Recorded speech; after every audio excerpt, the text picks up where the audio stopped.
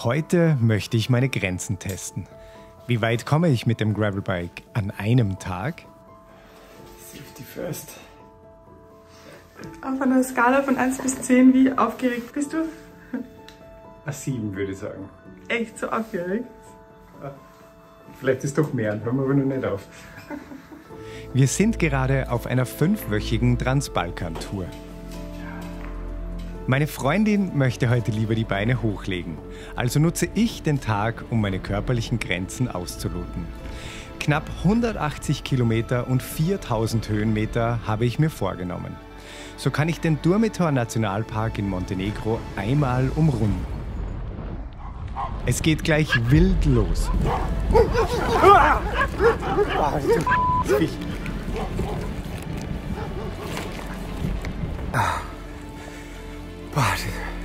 Das halten meine Nerven nicht aus. Oh, die sind so aggressiv. Es ist jedes Mal wieder so ein Stress, wenn diese Viecher dann anjagen. Jetzt habe ich mal probiert wegfahren. Keine Chance. Der ist einfach so schnell. Aber sobald man stehen bleibt, lassen sie eigentlich meistens von einem ab. Aber jetzt habe ich ein bisschen einen hartnäckigen gehabt. Da hilft dann nur mal Steine schmeißen. Ich bleibe kurz stehen, um den Schreck zu verdauen und zu frühstücken. Ich bin ja noch nicht mal 20 Kilometer gefahren. Na, das kann ja was werden. Hallo. Aber ich bin guter Dinge, denn ab jetzt ist die Strecke keine Unbekannte mehr für mich. Es ist witzig einfach. Echt, vor 5 Jahren, eigentlich ziemlich genau um die Zeit, vor 5 Jahren sind wir auch da drüber gefahren. Also, jetzt bin ich in Montenegro. Vor 5 Jahren sind wir auf unserer Fahrradweltreise mit vollbepackten Reiserädern schon mal hier gewesen. Heute bin ich mit meinem ultraleichten Gravelbike hier und möchte weit mehr als die doppelte Strecke von damals zurücklegen. Wenn man eine Radltour macht oder auch wenn man wandern geht, dann schaut man sich in der Regel ja natürlich auch das Wetter an, das einen erwartet auf der Tour. Und da gibt es auf Komoot echt eine coole Funktion. Da kann man seine Tour planen und dann kann man sich den Wetterbericht anschauen entlang der Tour. Also das heißt, man gibt da Startzeit ein. In meinem Fall war das 5 Uhr und dann weiß ich ungefähr, was mir zum Beispiel um 12 Uhr auf der Route erwarten wird, was mir um 15 Uhr erwarten wird, was eigentlich ganz schön hilfreich ist, weil dann braucht man sich nicht die einzelnen Orte raussuchen. Das ist echt cool. Bis jetzt stimmt einmal ganz gut der Wetterbericht. Mal schauen, wie das in ein paar Stunden ausschaut. In den Morgenstunden sieht diese Ecke des Balkans einfach nur beeindruckend aus. Schon auf unserer Weltreise zählte das Gebiet zu unseren absoluten Highlights. Das erste Snickers um 8 am Vormittag. Man muss sich ja gut ernähren auf so einer Tour. Das erste Snickers, das gute Wetter und die wunderschöne Landschaft halten mich bei Laune. Die ersten 50 Kilometer und 1000 Höhenmeter sind geschafft und meine Beine fühlen sich richtig frisch an. Aber es gibt hier noch etwas, das mich auf Trab hält. Im Moment fahre ich ja gerade voll durch Bärengebiet und ich bin halt wirklich komplett allein. Auf der Strecke sind bis jetzt 2 Autos gewesen, die mich überholt haben. Und jetzt sehe ich wirklich so alle 5 Minuten einmal ordentlich am Bären zuschreien, dass er mich hört,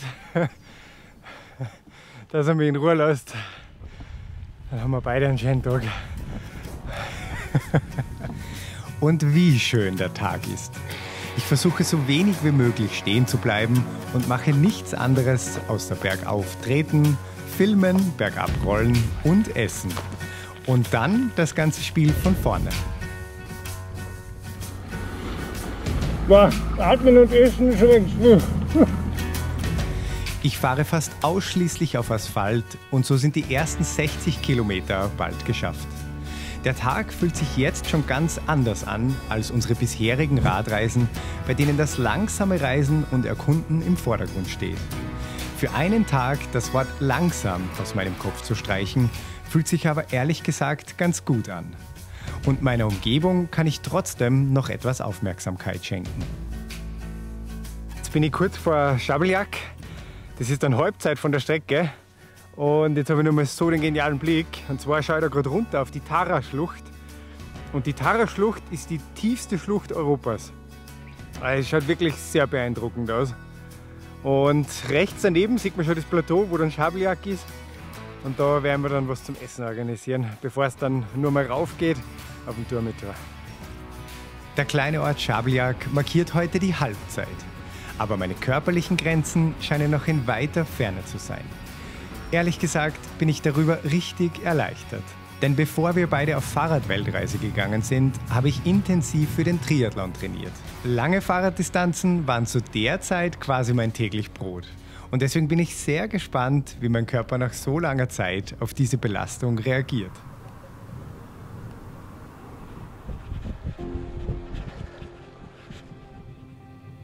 Jetzt schraube ich mich gerade einen Tourmitor hoch.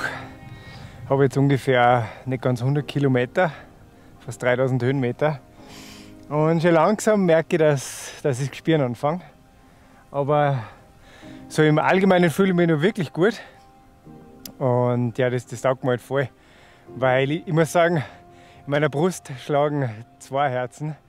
Und zwar ist es so, ich reise wahnsinnig gern sehr langsam, um wirklich Land und Leute, Kulturen und so kennenzulernen.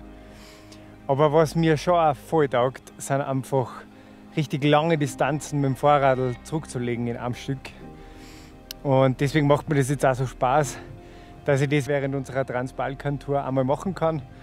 Und so ein bisschen ein Test vielleicht auch eben, dass ich mal irgendwann vielleicht da so ein Rennen mache wie das Transbalkan Race, oder da gibt es ja ganz viele andere noch, die was mich reizen würden. Und ja, nein, macht einfach Spaß. Und während ich den Tourmitor überquere, werden in mir die Erinnerungen geweckt. Genau auf diesen Straßen sind wir vor 5 Jahren entlang gefahren, als wir am Weg Richtung Neuseeland waren. Jede Kurve erkenne ich wieder.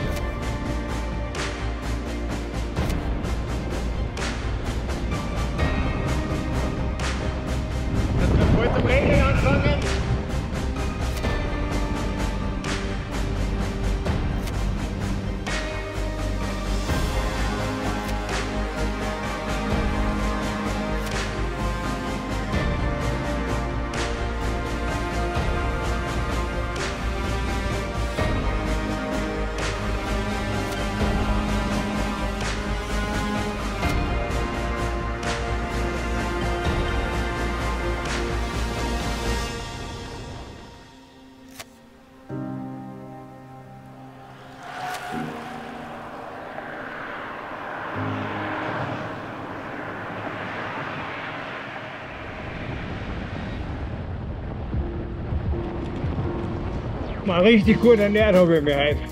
Sehr gesund. Den Tourmitor in Montenegro habe ich nun einmal umrundet und die meisten Höhenmeter des Tages sind geschafft. Ich sitze bereits 11 Stunden im Sattel und bin immer noch höchst motiviert, bis zum Schluss durchzuziehen. Ich passiere die Grenze, verlasse Montenegro und bin zurück in Bosnien und Herzegowina. Ja, kurzes Resümee zu der Komoot-Funktion, wo man sich das Wetter entlang der Route anzeigen lassen kann.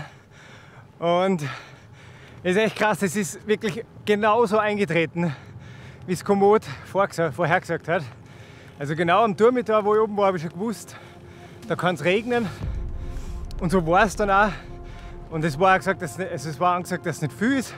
Und es war auch nicht viel im Endeffekt. Ich meine, Wetter kann immer mal falsch sein, aber im Großen und Ganzen ist die Funktion schon sehr hilfreich. Es war so die geniale Tour heute. Wow, was ich heute alles gesehen habe. Es war Sonnenschein, es war kurz Regen dabei. Den Tourmitor wieder mal gesehen. Die Tara-Schlucht. Boah, na, schon eine richtig, richtig coole Tour. Und wer die mal gerne nachfahren will, der findet die auf unserem Komoot-Profil. Den Link dazu, den findet ihr unten in der Videobeschreibung. Naja, und jetzt 20 Kilometer nur noch Foča.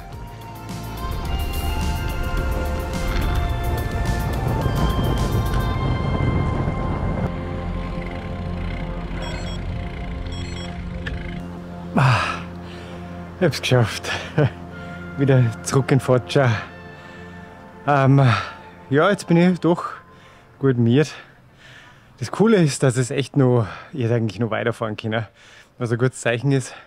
An Betracht dessen, dass ich mal wirklich so ein Ultradistanzrennen machen möchte. Aber jetzt freue ich mich einfach auf eine Dusche, die Beine hochlegen und Feierabend machen.